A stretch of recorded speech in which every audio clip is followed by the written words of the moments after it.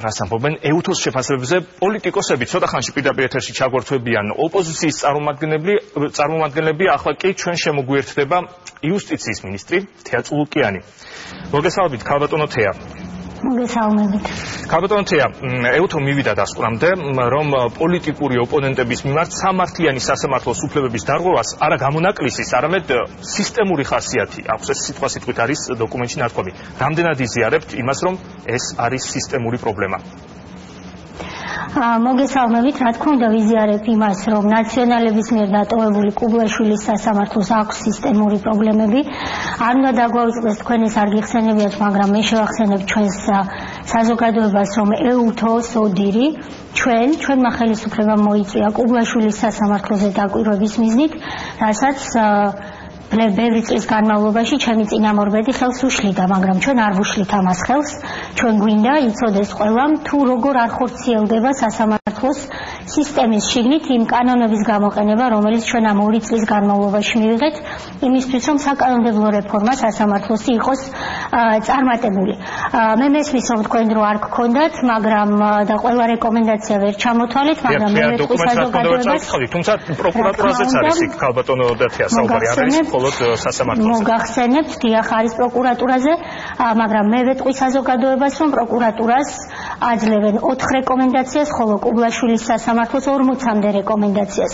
ეს ის სასამართლოა, რომელიც ნაციონალებმა დატოვეს, ეს ის კუბლაშვილია, რომელიც რეფორმას ეწინააღმდეგება 2 წელია და სამწუხაროა, რომ ის რეალურად, ასე ვთქვათ, სასამართლოს ბოლომდე დამანგრევლის რეპუტაციით მიდის თავისი პოზიციიდან მომავალი წლის თებერვალში. მე ბევრჯერ ვთქვი და კიდევ ერთხელ ვიტყვი, რომ ის 2 ტალღა რეფორმის, საკანონმდებლო რეფორმის, ანუ კანონების გაუმჯობესების კუთხით, რაც ჩვენ გავაკეთეთ, არის წარმატებული. ვერც ერთმა წინა მინისტრმა ნაციონალური მოძრაობის მმართველობის დროს ეს ვერ გააკეთა თუ არ გააკეთა. ჩვენ ეს გავაკეთეთ, დეპოლიტიზირებულია იუსტიციის უმაღლესი საბჭო და თავად კუბლაშვილი ამბობს, რომ ის არის დღეს ყველაზე თავისუფალი და სასამართლო არის დღეს ყველაზე თავისუფალი. აი ეს არის სწორედ ჩვენი დამსახურება. ქალბატონო თეა, როდესაც თქვენ ხაზს უსვამთ, რომ რეკომენდაციები 4 რეკომენდაცია მხოლოდ თავარი პროკურატურის მიმართ და რამდენიმე ათეული სასამართლოს მიმართ, ხელისუფლებისთვის ეს სურათს რამდენად ცვლის? ეს რეკომენდაციები ხო ეკუთვნის დღევანდელ ხელისუფლებას? სასამართლოს მიმართ გამოთქმული კრიტიკაც არის თქვენი ხელისუფლებისადმი გამოთქმული კრიტიკაც. არა ჩემო ბატონო, სასამართლო ხელისუფლება არის დამოუკიდებელი, ჩვენი მთავრობის პირობებში და ნუ აურევთ, ნუ შეეცდებით, მაინც არ გამოგივათ ტვინი აურიოთ საზოგადოებას. ხელისუფლება არ არის ამორფული მოცემულობა და ყველას ხელისუფლება არ ქვია. ხელისუფლებას აქვს 3 შტო, ერთმანეთისგან დამოუკიდებელი, ერთი არის პარლამენტი, მეორე არის მთავრობა, რომელსაც მე წარმოვადგენ და მესამე არის სასამართლო ხელისუფლება. თუ თქვენ ხელისუფლებაში გულისხმობთ მთავრობას, ანუ აღმასრულებელ ხელისუფლებას, აღმასრულებელმა ხელისუფლებამ ჩემი მონაწილეობით ჩაატარა საკანონმდებლო რეფორმა პარლამენტთან თანამშრომლობით და ეს რეფორმა სხვათა შორის არის ევროკავშირის მიერ დადებითად შეფასებული და ამ რეფორმამ მოგვცა სწორედ საშუალება, რომ ასოცირების შეთანხმებაზე ხელი მოგვეწერა ივნისში. რაც შეეხება სასამართლო ხელისუფლების შტოს, რომელიც არის ნაციონალების გადმონაშთი, აი იქ არის სწორედ პრობლემები, სისტემური პრობლემები და მე გეთანხმებით, რომ ეს ასეც ითქვა ეუთოს დასკვნაში. ეხლა რა უნდა გავაკეთოთ ჩვენ? რა თქმა უნდა, პროკურატურის მიმართ გამოთქმული რეკომენდაციების და კრიტიკის შესახებ. თუნდაც იმ 4 რეკომენდაცია. იმ 4 რეკომენდაციის შესახებ. რომელიმე მითხარით 4 რეკომენდაციაზე რო ვთხოვერ ვისაუბროთ. დიახ, პროკურატურასთან დაკავშირებული, მაგალითად იგივე საქმეების აღძვრასთან დაკავშირებით, როდესაც მაგალითად სასამართლო დრო და ასე შემდეგ. კი, იქ არის თქვენც აღნიშნეთ, ძალიან დიდი მადლობა, რომ ეს თქვით, ეს ძალიან მნიშვნელოვანი შენიშვნა. იქ არის როგორც თქვენს ციტირებას ვახდენ და ასევე ავტომატურად ეუთოს დასკვნის, რომ იქ არის 2 რამ, ბევრი სხვა რამ, მაგრამ იმ 2 რამზე შევჩერდეთ, რომ ხანდახან ჭიანურდებოდა თითქოს მოსამართლეების მიერ პროცესი იმისთვის, რომ პრეზიდენტ შეეწყალებინა, ესა თუ ის პირიო, პრეზიდენტი ვინ იყო, მაშინ იყო მიხეილ სააკაშვილი და ესა თუ ის პროცესი, იყო იმ 14 საქმიდან რომელიც ყველა ყოფილ ნაციონალს ეხება. და დიახ, ჩვენ გვახსოვს, რომ მიხეილ სააკაშვილი მართლმსაჯულების განხორციელებას უშლიდა ხშირად ხელს და პირველ ინსტანციაში გამტყუნებული თავისი ყოფილი თანაგუნდელი შეუწყალებია. მეორე ნაწილი ეხებოდა პროკურატურას და ითქვა რომ წინასაარჩევნო მიზნები თითქოს ხანდახან ჭიანურდებოდა და გადაიდებოდა პროცესიო. დიახ, ეს ასე იყო და ეს იყო სწორედ ის, რომ ნაციონალები მიესალმნენ, როდესაც პრემიერ-მინისტრმა მორატორიუმი გამოაცხადა, რომ ნაციონალებს საარჩევნო შეჯიბრის შესაძლებლობა მისცემოდათ. ამიტომ ეს შეიძლება ეუთომ არ იცის, მაგრამ ვინ მინდა თქვენ ჩვენსავით კარგად იცით, რომ დიახ, პრემიერის მხრიდან, რომელსაც მე მივესალმე, როგორც უწყებათაშორისი კომისიის თავმჯდომარე, იყო მორატორიუმი გამოცხადებული, მაგრამ ეს მორატორიუმი არ იყო ჩემს სასარგებლოდ, ეს მორატორიუმი იყო ნაციონალების სასარგებლოდ გამოცხადებული მორატორიუმი და მე ისიც ვთქვი, რომ მომავალი არჩევნებისთვის თუ მე ისე ვიქენი იუსტიციის მინისტრი, თუ მე ისე ვიქენი უწყებათაშორისი კომისიის თავმჯდომარე, დავუპირისპირდები იმას, რომ მორატორიუმი გამოცხადდეს. თუმცა მორატორიუმის დროს დააპატიმრეს სწორედ ჩვენ გვახსოვს გიგი უგულავა. ხო, რასაც ეუთო იწონებს, რომ არ უნდა გამოგეცხადებინათ მორატორიუმი და გაჭიანურების ახმა არ შეგექმნათ. ამიტომ მომავალ არჩევნებზე მე არ გავიზიარებ მორატორიუმის იდეას, იმიტომ რომ ეს აჭიანურებს სისხლის სამართლის პროცესს და ამაში ვეთანხმები ეუთოს მთლიანად. გაბატონთეა, ვისაუბროთ აუცილებლად იმ მუხზე, რომელიც მე პირველი ვახსენე, როდესაც ჩამოვთვალე ის პუნქტები, რაზეც საუბარია ამ დოკუმენტში, ანგარიში ნათქვამია, რომ საქართველოს ამჟამინდელი ხელისუფლების მაღალჩინოსნები არ ღვევენ ყოფილ თანამდებობის პირთა უდანაშაულობის პრეზუმპციას. ამის არაერთი მაგალითი არსებობს. მე მინდა რამდენიმე კომენტარი ჩვენ მოვისმინოთ ერთად და შემდეგ მოვისმინოთ თქვენი პასუხი და კომენტარი ამ თემაზე. არის რიგები, მოსახლეობა წერს საჩივრებს და პროკურატურა არის ვალდებული რეაქცია გააკეთოს ყველა საჩივარზე. და ეს რიგები რომ შემცირდეს, მე ჩემს გამოსვლაში მოვუწოდე და კიდევ შევახსენებ ჩვენს ოპონენტებს, რომ კეთილი ინებონ და ძალადობის და სისხლის რიტორიკა შეცვალონ. ფირმა, რომელიც ხთამის აღებისათვის იქნა შექმნილი, მისი ინიციატივით იყო, მისი იდეით, მისი მეგობარი იყო ამ პოზიციაზე გამწესებული ნიკას მიერ და ამდენად მისი პასუხისმგებლობა არის. მისი დაკავება უკავშირდება მის საშუალო საქმიანობას.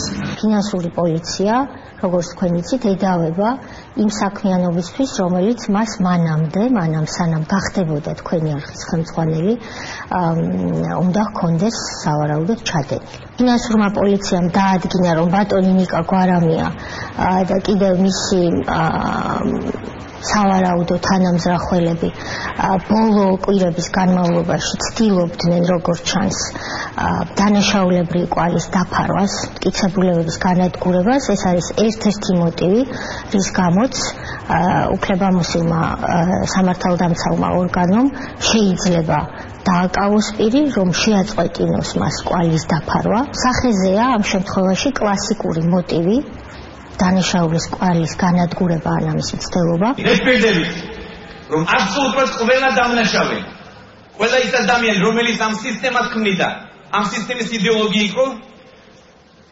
მაქსიმალურად სიმკარს აგებს პასუხს კანონის წინაშე. არ შეიძლება სწრაფად ყველას პასუხი ვაგებინოთ. პროკურატურა უნდა დავითხოვოთ ოღონდ ყველა შინაგან საქმეთა სამინისტროში ბევრი არ მოხსოვს. ეს ნელ-ნელა ისე ნაზად გადავალაგეთ. ამ დროს არავითარი ეფექტურობა არ დაგვიკარგავს. და რაც მთავარია, ჩვენი მეგობრები არ გავაწილეთ. ევროპელები, რომლებიც ძალიან რთული იყო ჩვენი ხელწერის გაგება, ძალიან რთული გარწმუნებთ. ამერიკაში ჩემი არ წასვლის მიზეზით ეს გახდათ, რომ მე არ მინდოდა ისეთი ჩავსულიყავი ამერიკაში, რომ ბოკერია ჩატანილი ინფორმაციით დაეწყოთ ჩემთვის კითხვები. არ მქონდა ამის სურვილი. გეზერაშვილი, ჩემთვის აღმოჩენა იყო მაგალითად. ეს ჩემთვის იყო ტოლფასი იმ ასე ვთქვათ წამებების გამოვლენისა, რაც ჩვენ ყველამ ერთად ვიხილეთ რამდენიმე თვის წინ და ერთ წლის წინ, მოხდა იმის დადასტურება, რაზეც ოპოზიციის წარმომადგენლები და ზოგადად მოსახლეობა წლების განმავლობაში საუბრობდნენ, რომ ნაციონალური მოძრაობის მაღალჩინოსნებმა მიიტაცეს ხელში ჩაიგდეს სხვადასხვა მექანიზმებით, სხვადასხვა ფორმებით სახელმწიფო ქონებას მნიშვნელოვანი ნაწილი, სტრატეგიული ობიექტები. ეს არის შოკის მომგვრელი, მე ვიტყოდი, ეს არის სკანდალური ინფორმაცია და ამის შეფასება საზოგადოებამ ადეკვატურად უნდა მოახდინოს. 7 წელი ციხეში შეიძლება მედგარი კაცებისთვის ცოტა, მაგრამ ალბათ ბაჩუ ახალაიასთვის არც თუ ისე ცოტა წლებია, როდესაც ის ამ წელს გაატარებს ციხეში. აი ქალბატონო თეა, ეს არის მხოლოდ რამდენიმე განცხადება, სადაც რჩება ასეთი აღქმა, რომ აქ არის პრეზუმპციის დარღვევა. უდანაშაულობის არის კიდევ სხვა განცხადებებიც, რომელზეც საუბარია ამ დოკუმენტში. თქვენი კომენტარი როგორია? ჩემი კომენტარი არის ის, რომ ეს ყველაფერი რაც თქვენ შეგიგროვებიათ არის ასაცილო, იმიტომ რომ ჩემი ბოლო კომენტარი რომ ავიღოთ თუნდაც ეს არის იმ დღეს ნათქვამი, როცა თუ მეორე დღეს, როცა ბაჩო ახალაიას უკვე მიუსაჯა მოსამართლემ სასჯელი. ამიტომ აგიხსნით, მაპატიეთ, არ გეწყინოთ, უდანაშაულობის პრეზუმპციის დარღვევა არ დარღვევის საკითხი ფასდება მხოლოდ და მხოლოდ პირველი ინსტანციის განაჩენის დადგომამდე. ამიტომ თუნდაც ჩემი ბოლო განცხადება რომ ავიღოთ, ეს არის პირველი ინსტანციის თუ აპელაციის, არ ვიცი, მაგრამ ყოველ შემთხვევაში განაჩენის დადგომის მერე გაკეთებული. გასაგები არ არის, იმიტომ რომ ეს თქვენ შეაგროვეთ ის რაც არ არის სწორი. ჩემთვის გეკითხათ, მე შეგაგროვებინებდით იმ განცხადებებს, რომელიც მართლა არღვევს უდანაშაულობის პრეზუმპციას.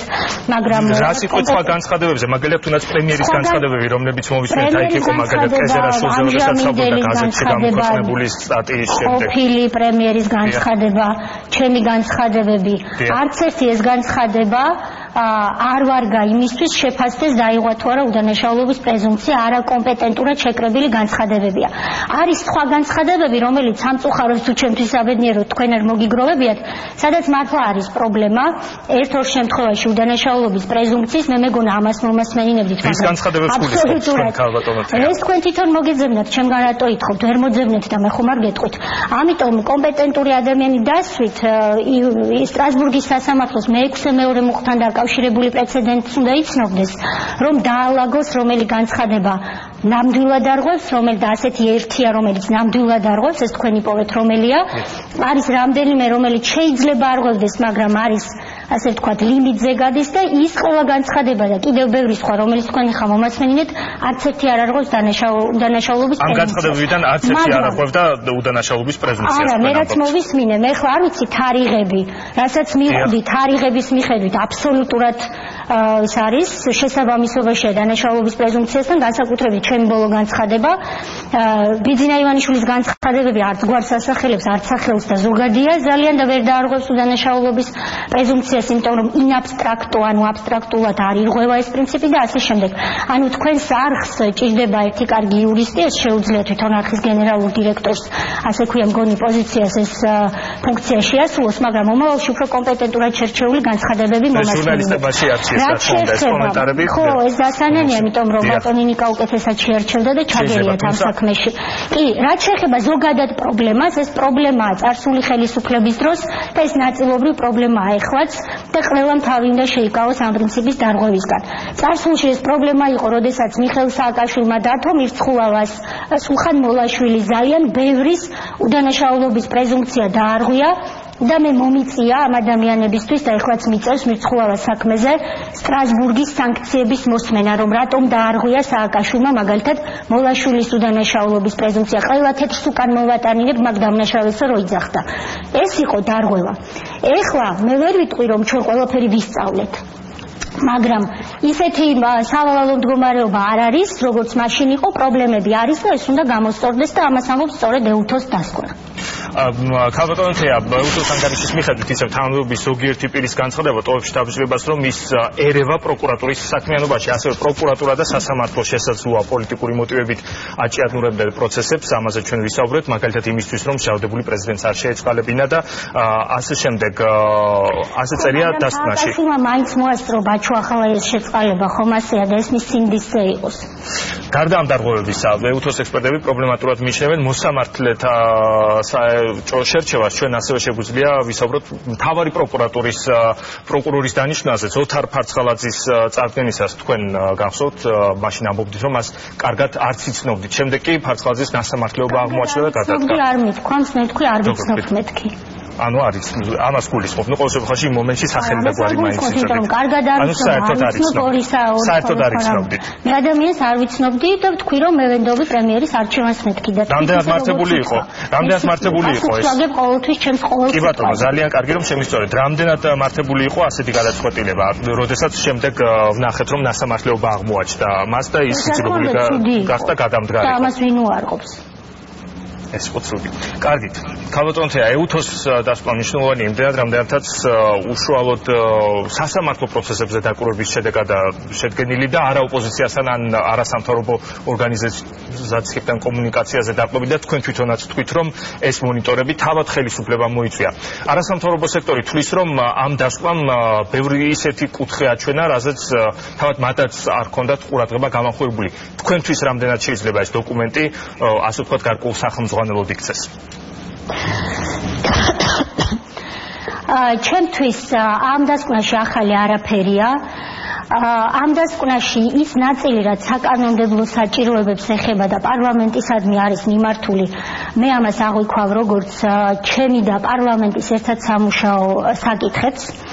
მესამე ტალღა რეფორმის, რომელიც ჩვენ ვენეციის კომისიაში წარვადგინეთ, გახსოვთ თქვენ ეს, ამ საკანონმდებლო ორგანოსადმი გაცემულ რეკომენდაციებს ძალიან დიდ ნაწილად მოიცავს.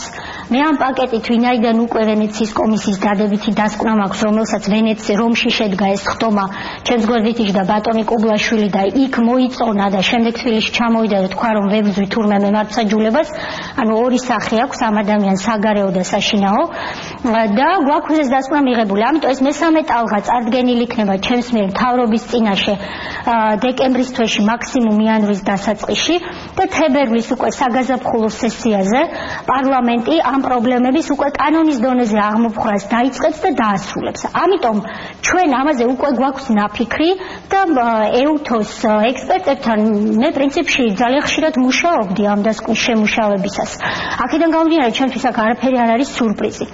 რაც შეეხება სასამართლოს მიერ სასამართლოსადმი გაცემულ 40-მდე რეკომენდაციას მთლიანად სასამართლოებისადმი, იუსტიციის უმაღლესი საბჭოსადმი და იუსტიციის უმაღლესი სკოლისადმი, რომლის ყველას ხელმძღვანელიც დღეს არის ერთი და იგივე ადამიანი. ამ ადამიანს შეუძლია, რომ ორშაბათიდანვე, დღეს შაბათია, ორშაბათიდანვე მოირგოს რეფორმატორის მანტია და ჩემთან ერთად მომავალი 2 თვე ნახევრის განმავლობაში იმუშაოს, მე მზად ვარ მას დავეხმარო სასამართლო სისტემის შიგნით, სადაც მის მეტი ვერავინ შედის და ვერ იყურება, იმიტომ რომ ასეთია კონსტიტუცია, დავეხმარო ამ ცვლილებების განხორციელებაში. ამ 2 წელიწადმა აჩვენა, რომ სასამართლოს შიგნით არიან მოსამართლეები, პრინციპში უფრო სამოქალაქო და ადმინისტრაციული კატეგორიის, მაგრამ სულთიძე ჩამოსათვლელი სისხლის მოსამართლეებიც, რომლებიც მზად არიან, რომ რეფორმის ასე ვთქვათ, რეფორმა გაატარონ და შეცვალონ ის მავნე პრაქტიკა, რაც კუბლაშვილმა ადეიშვილის დიქტატურის ქვეშ დაამკვიდრა. ეხლა არის კუბლაშვილი მამაცი კაცი, თორემ ადეიშვილის დროს მე მისი ამოღებული ხმა და სასამართლოში პრობლემებია, არ მახსოვს. ეხლა გახდა ყველა მამაცი, მაგრამ ამ ფსევდოსი მამაცეს წერტილი დაესწრა თებერვლის ბოლოს. თუმცა მანამდე დროა, შეუძლია მას, რომ რეფორმის გზას დაადგეს და გამოსწორდეს და თუ არა, მაშინ რა თქმა უნდა ის მომავალი თაობების წინაშე აგებს პასუხს და ადამიანს ასე ვთქვათ, საზოგადოებასთან შეხვედრის არ უნდა გრცხვენოდეს, როცა თანამდებობაზე არ იქნები, მაგრამ ეს მის სინდისზე იყოს. ჩვენ მომავალ ხელმძღვანელზე მე პირადად ძალიან დიდ იმედს ვამყარებ, იმედი მაქვს, რომ ეს იქნება რეფორმატორი, რომ ჩვენ მთავრობა პრემიერ-მინისტრის მეთაურობით, რომ პარლამენტი ბატონი უსუფაშვილის მეთაურობით, საქართველოს პრეზიდენტი, საზოგადოება ყველა ვიქნებით ერთსულოვანი იმაში, რომ ეს სასიცოცხლოდ მნიშვნელოვანი კანდიდატურა, მე არ ვიცი, წარმოდგენაც არ მაქვს ამ წუთში დებატი გახსნილი შიგნით არ არის, ვინ იქნება იყოს რეფორმატორი. წინააღმდეგ შემთხვევაში საქართველო დემოკრატიად ჩამოყალიბდეს, ეს გაგვიჭირდება. მიშას დროს, როდესაც რუსთავიორის სხვათა შორის სასამართლოს მაშინ არ აკრიტიკებდა, ეს სამწუხაროა და იმიტომ მივედით აქამდე, რასაც არის ეუთოს დასკვნაში აღწერილი, მიშას დროს თავარი პრობლემა იყო მოსამართლე. რა თქმა უნდა პრობლემა იყო ჩხატარაშვილი, რა თქმა უნდა პრობლემა იყო ადეიშვილი, რა თქმა უნდა პრობლემა იყო ვანო, ბაჩოვ და მიშა, რომლებზეც სტრასბურგმა თქვა, რომ პირი შეკრეს, რომ ირინა ენუქიძეს არ გაეგო მისი შვილი ვინ მოკლაო, მაგრამ თავარი პრობლემა იყო გიორგი ჩემიასნაირი მოსამართლეები, რომლებიც უსამართლობას აკანონებდნენ სასამართლოში. ამიტომ დემოკრატიისთვის თავარი არის არ დამისულებია და რისთვის მიხდით მადლობას. თავარი პრობლემა დემოკრატიულ საზოგადოებაში არის არსებობს თუ არა კარგი მოსამართლე. ამიტომაც ეს უნდა გამოვასწოროთ. დიდი მადლობა ქალბატონო თეა წულუკიანი იუსტიციის მინისტრი გვერდ